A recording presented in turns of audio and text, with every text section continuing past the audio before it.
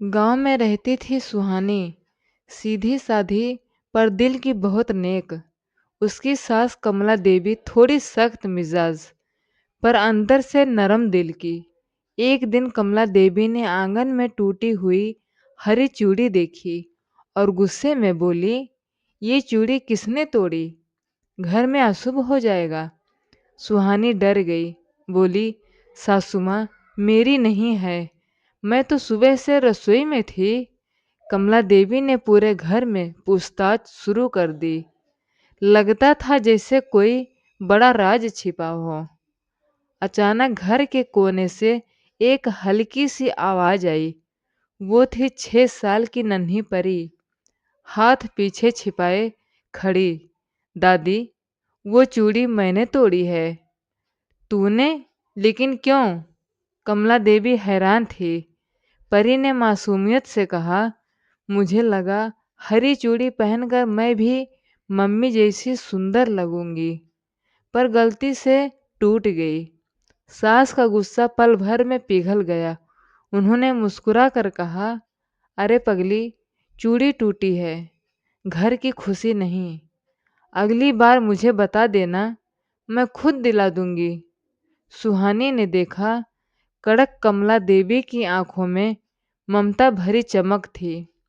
उस दिन पहली बार सुहानी को लगा, सासू माँ गुस्सैल जरूर है, पर दिल से बिल्कुल अपनी माँ जैसी हैं।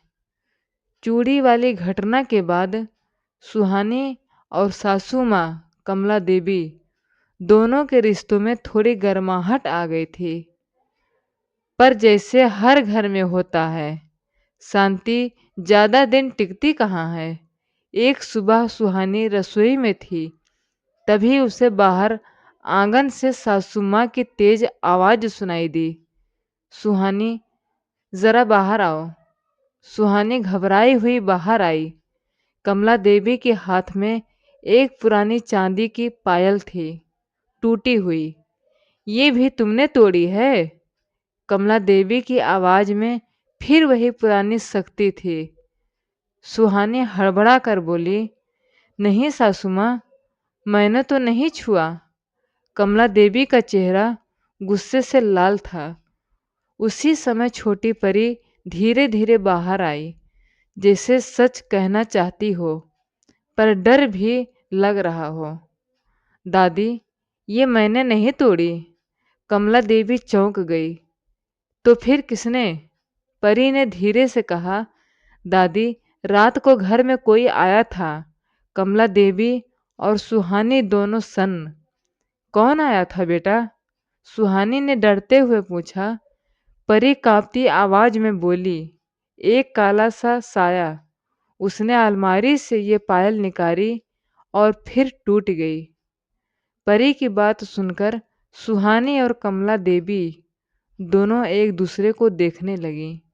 सुहानी की सांसें तेज हो गई। सासू माँ, हमारे घर में कोई पराया आता है।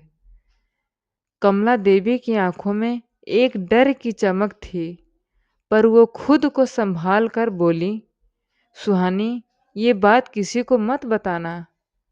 पहले हमें पता करना होगा कि असल में हुआ क्या है।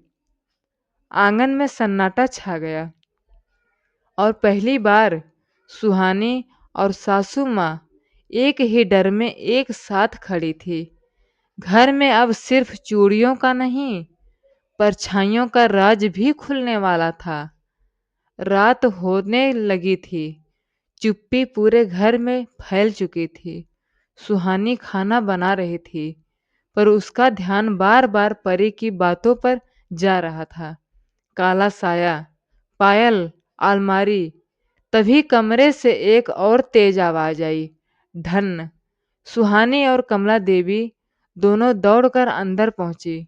अलमारी का दरवाजा खुला था, जैसे किसी ने अभी अभी उसे खींचा हो। कमला देवी की आंखों में डर साफ दिख रहा था। सुहानी, ये सब क्या हो रहा है हमारे घर में? सुहानी ने हिम्मत करके कहा, सासू माँ, आज रात हम दोनों जागेंगे, देखेंगे असली सच क्या है। उस रात पहली बार सास बहू एक ही चारपाई पर बैठकर जागती रहीं। घड़ी ने 12 बजाए, 1 बजाए, 1:30 बजाए। अचानक कमरे में जैसे कोई हलचल हुई। अलमारी के पास एक परछाई हिली। कमला देवी डर के मारे सुहानी का हाथ पकड़ लिया। सुहानी धीमे से बोली, कौन है वहां? परछाई कुछ कदम बाहर आई और जैसे ही रोशनी पड़ी, कमला देवी दंग रह गई। वो उनका अपना देवर हरी चाचा था। बिखरे बाल, डरी हुई आंखें, कांपते हाथ। कमला देवी चिल्लाई, हरिया भैया, आप यहाँ क्या कर रहे हो? हरी चाचा रो पड़े। बहन, माफ करना, मैं किसी को बताने की हिम्मत नहीं जुटा पा रहा था। 3 महीने से मेरी नौकरी चली गई। घर का किराया नहीं भर पा रहा। भूखा सो रहा था। सोचा तुम्हारे घर में पुरानी चांदी पत्थर की चीजें लेकर बेच दूंगा ताकि पेट भर सके। सुहानी और कमला देवी दोनों स्तंभ थी। काला साया, परछाई, ये कोई भूत नहीं था, ये एक मजबूरी में टूटा हुआ इंसान था। कमला देवी की आंखें भर आईं। भैया, आप भूखे रहो और हमें पता भी ना चले। सोना चांदी क्या है, ये घर भी आपका है। आइंदा चोरी से नहीं, हमें बता कर आइए। हरी चाचा हाथ जोड़कर रोने लगे। सुहानी ने आगे बढ़कर पायल उठाई। सासू माँ, रिश्ते टूटे, उससे पहले चीजें टूट जाए तो बेहतर है। कमला देवी ने सुहानी का हाथ थाम लिया और पहली बार उनकी आंखों में सुहानी के लिए सच्चा अपनापन था।